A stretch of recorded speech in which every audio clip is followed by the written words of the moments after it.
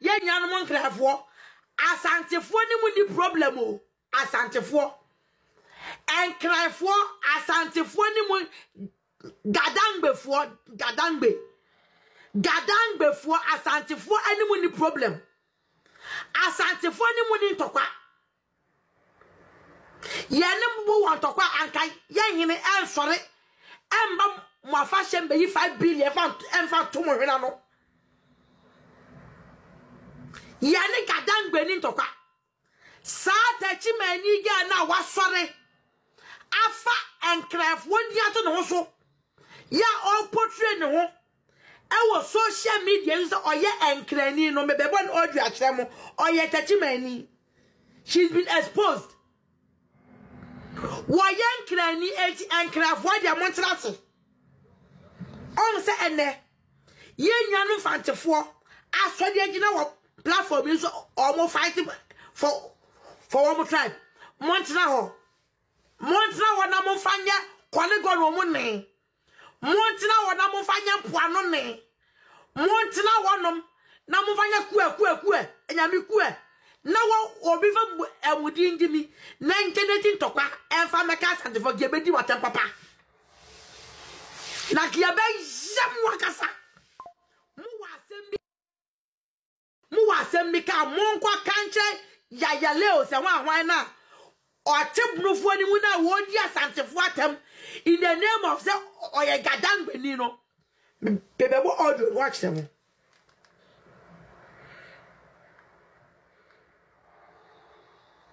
mumientie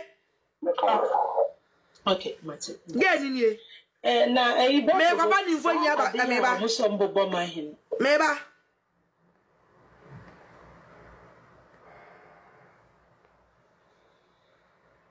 Gen wonye any face ni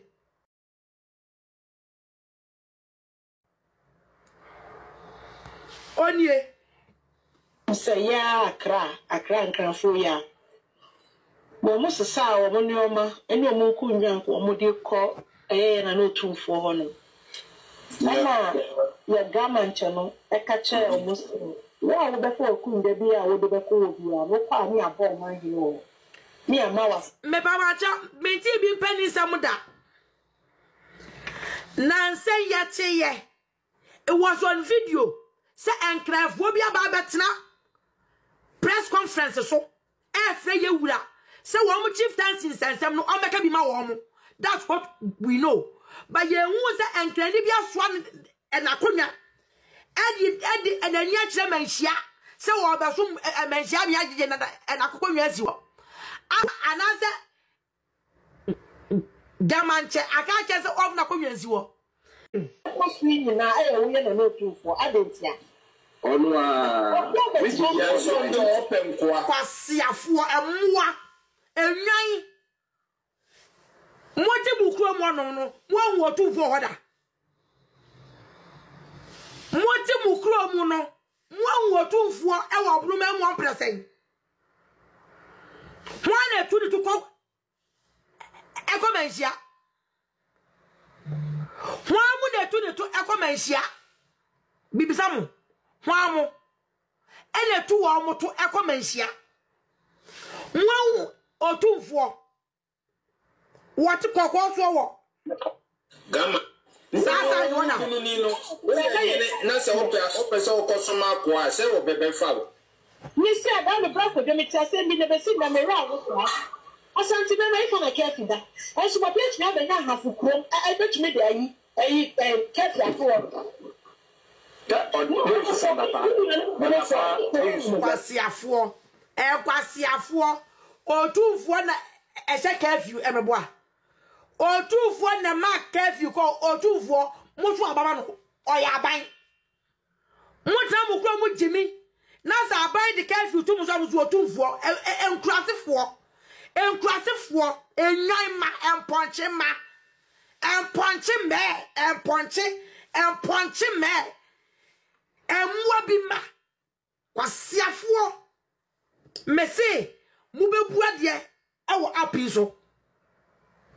security when we did this kwasiasem no MPP time no Kanapa.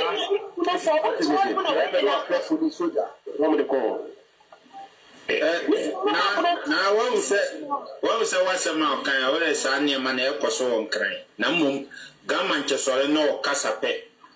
No Huma Barbe to Bimu.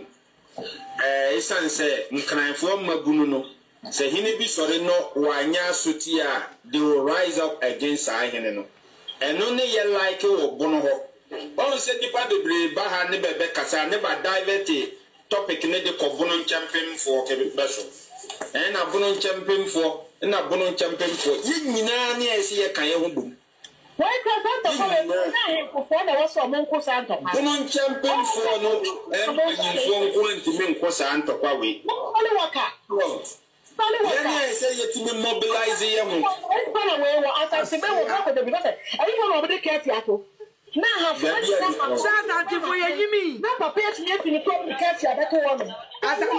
I define me, and yet the curfew at you. Near my pepe. Rolling the time. Now, yet to a ban. Kumaze for yampre, curfew at all. Ah, curfew at all. And the idea and a minimum. Ah, the yan is happy. I have 4. And I'm not being one. But the thing that's so good. My phone said, you must have a phones. I am Munobiadia. Casa Mukasano, meet a Bia Mamo, and I Jimmy, Bible Kai was it Jimmy, a year of Aquasian Sacro.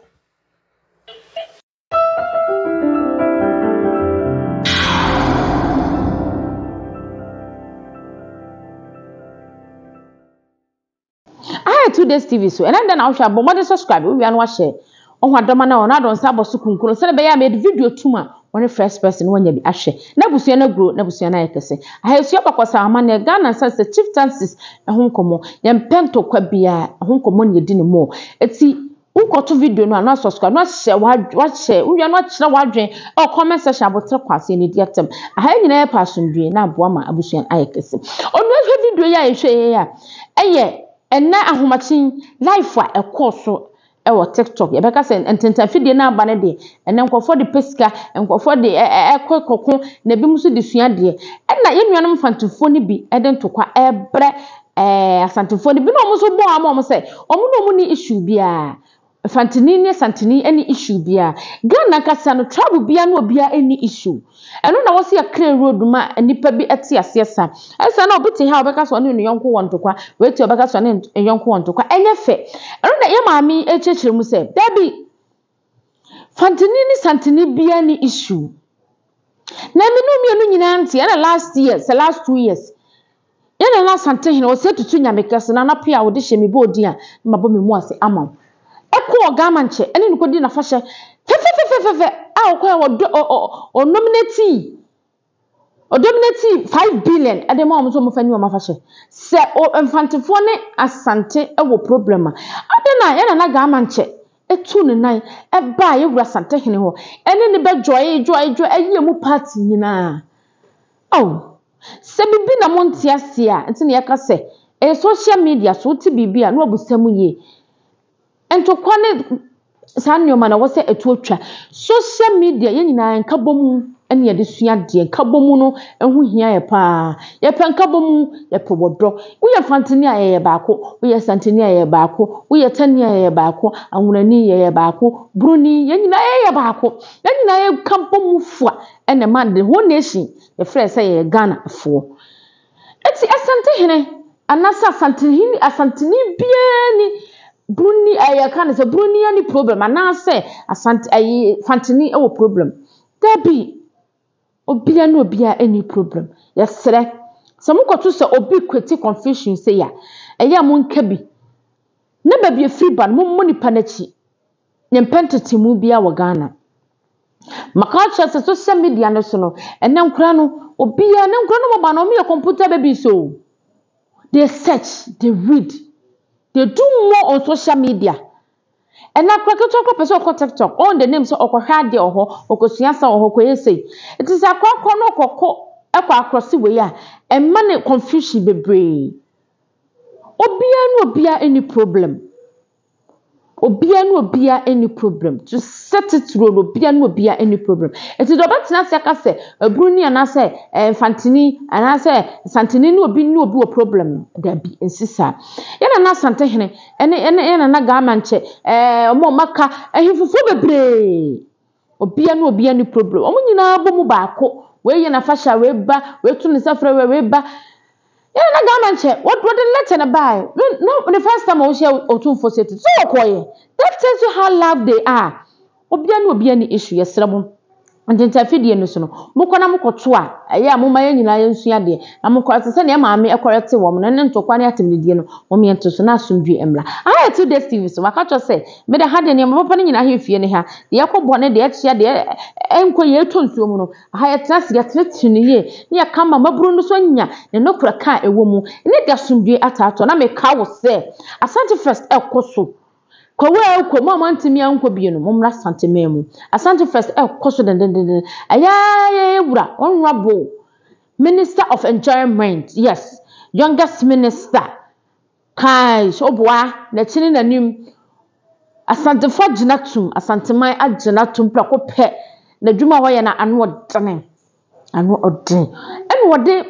nsise papa festival efe ekoso wasantemem bla be hwe wani so ade bla be hwe wani se tuamu saa to 28 to say it is some abenya hu bia bla be hwe bi ne nyina ensu de nyina ye baako wantimi ankokwa unu nko ade a bra santemem ba bibia la wo ye to ensa afro bla be hwe bi ne nyina efo do ne asomdie en celebrate Yesu mu sorry ene Easter ne fa enije emum aya 2 days TV o pasase atode a Franketia and Sons property o masase hojo no longer the same bia enso electricity air tight from what so ni ka kra obetimi anante o roadside aba be faka ade akoba bia oba ka ho enya de kra from e was 053 550237 053 550237 Franketia and Sons property o masase hojo e wo ba bia ahemfie ene ho I 2 days TV so abi no a share we no like no a che wadwe conversation o de share wo fast papa ma vonya mabro hima ama hima mka cha maje wakode am to seminsa enu be share da bi I 2 days TV so makwa o therefore 1.7 ye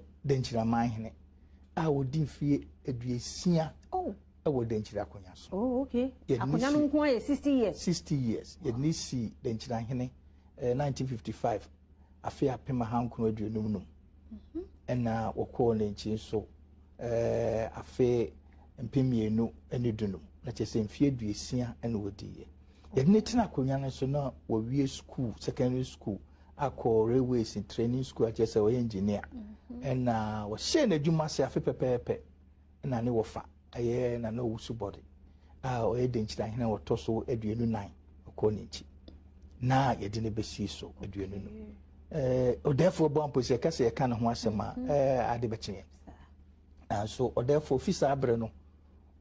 wodi denkyira manim aboa ne manfo atete ne manfo akyekire ne nkuro enu achi mfimfim mantemu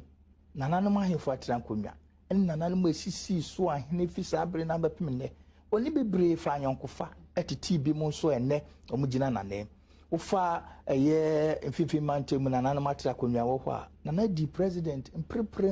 premiersa kyese yeto abama no no abedi e wo ma na yasa ato ama ne premiersa enu na nafi ho no yesa yi no eye nananom atrankonwa Ghana ha nyina National House of Chiefs vice president enu achi omusa yi ne president enu ne dwumadi odi a etwa to wo eye obe national president or National House of Chiefs prekupe na sabri nyina so na nanso beye de ade ba kon so e den so wo no som Ghana mind na koma ne bibia e ma Ghana ye mra pon a ya chiro ne mfi Second Republic, Third Republic, Fourth Republic now therefore one person can consultative assembly e de ye constitution ye kuchiri ya ye de to ho a ahwe ye bepemene aban bia so beba no na mfa ne se wo gina bonkuma na nifa onu wo ye adwuma a wofa BBFN public boards a wotena so a wotena public boards nkwa baako aduasa bebre na wofa journalist adwuma ekura de a eye Ghanaian Times board wotena so and na oboa so eye ene abaye National Council for Civic Education de omudi nka 1968 na Ghana mampanyini buzia wodano no sabre no na nana so kasa National Civic Education Council no odi dwuma bebre a odi aboa ne man fifiri man tem ne Ghana